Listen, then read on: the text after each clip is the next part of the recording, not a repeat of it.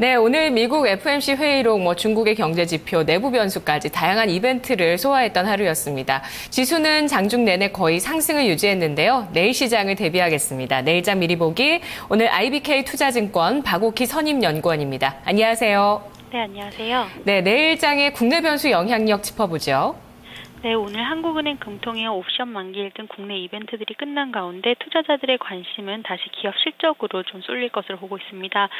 삼성전자의 잠정 실적이 예상치를 크게 하향한 가운데 국내 기업들에 대한 실적 전망치는 계속 하향 조정이 되고 있는 상황입니다.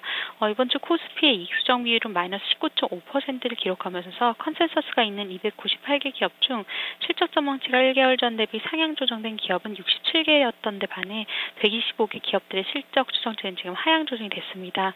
이에 따라 다음 주 후반부터 국내 기업들의 실적 발표가 본격적으로 나오는 가운데 실적에 대한 경계감이 좀 지속될 것으로 보이고 있습니다. 수급 여건 같은 경우는 이제 유럽의 통화 완화 정책, 또 미국의 초저금리 정책 유지 등으로 외국인 수급은 괜찮겠지만 국내 기관을 중심으로 차익 실현성 매물이 계속 좀 출회될 것으로 보고 있습니다. 이는 지수의 상승을 좀 제한할 것으로 보고 있습니다. 국내 기업들에 대한 실적에 대한 경계로 2,000포인트 이상에서는 국내 자금이 유입되기는 어려울 것으로 좀 보고 있습니다. 네, 해외 변수는 내일장 어떤 게 있을까요? 네, 오늘 미국 쪽에서 경제지표 발표가 좀 예정이 돼 있는데요. 일단 항상 나오는 주간 단위로 발표되는 신규 실업수당 청구 건수 같은 경우는 31.5만 건으로 전주와 같은 수준을 기록했을 것으로 예상이 되고 있습니다.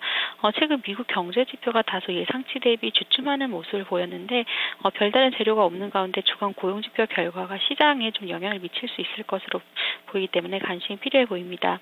미국 5월 도매 재고도 발표되는데요.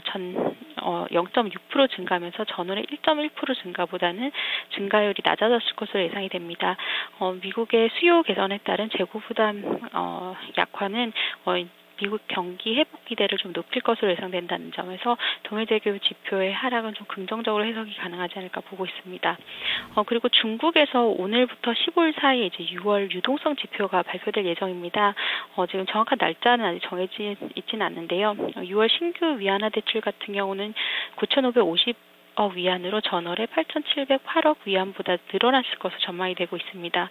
M2 증가율 역시 13.6% 증가하면서 전월에 13.4%보다는 증가율이 높아졌을 것으로 지금 예상이 되고 있습니다. 지난 6월 같은 경우는 이제 중국에서 반기 말 자금 수요로 단기 금리가 소폭 상승하는 등 자금 경색 우려가 좀 나타났었는데요. 시장의 충격을 막기 위해 자금 공급을 늘렸을 것으로 예상이 되고 있는 상황입니다.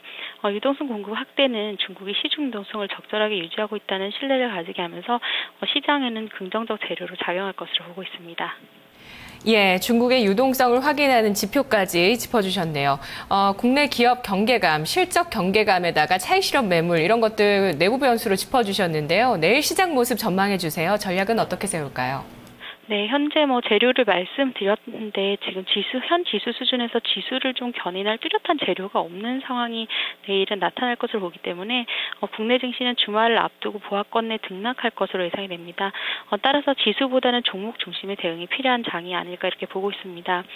국내 기업들의 실적 전망이 부진한 만큼 이제 국내 기업들에 대한 좀 기대가 없는 상황이기 때문에 좀 외국 쪽으로 대외 쪽으로 좀 눈을 돌려야 되지 않을까 보고 있는데요. 2분기 같은 경우는 미국이 이제 경기 개선으로 기업들의 실적도 좀 수혜를 누리지 않았을까 이렇게 보고 있습니다. 그래서 미국 기업들의 실적 결과에 따른 국내 관련주에 대한 단기 트레이딩 전략을 세우는 것도 하나의 방법일 것으로 보고 있습니다. 우리나라의 이익 수정 비율이 지금 마이너스권에서 유지되는 것과 달리 미국 증시의 이익 수정 비율은 지난 4월부터 이제 계속 플러스 영역에서 유지되면서 기업 실적 전망이 하향되기보다는 상향되는 기업 수가 더 많은 상황입니다. 업종별로 좀 보면 UPS나 페덱스, 델타 에어라인 이런 종목이 포함된 운송업종, 그리고 또 인텔, 텍사스 인스트루먼트 이런 기업들이 포함된 반도체, 그리고 애플, 퀄컴, 시스코 시스템, 샌디스크 이런 기업들이 포함된 IT 하드웨어 업종이 최근 몇 주간 이익 수정 비율이 플러스 영역에 머물고 있어 좀 긍정적이지 않을까 보고 있습니다.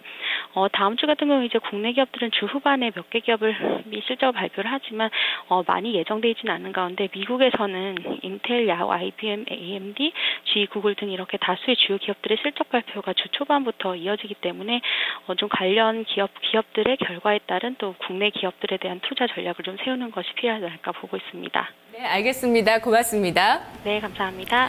내일장 미리 보기였습니다.